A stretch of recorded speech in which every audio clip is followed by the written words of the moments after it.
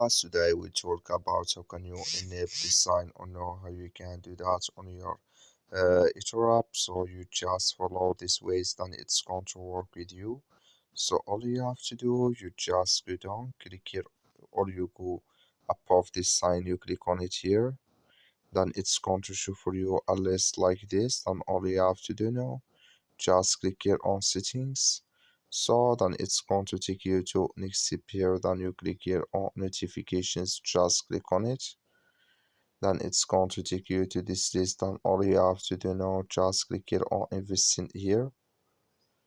So then you come to next step here, come here to vol volatility here. Let's click in this sign.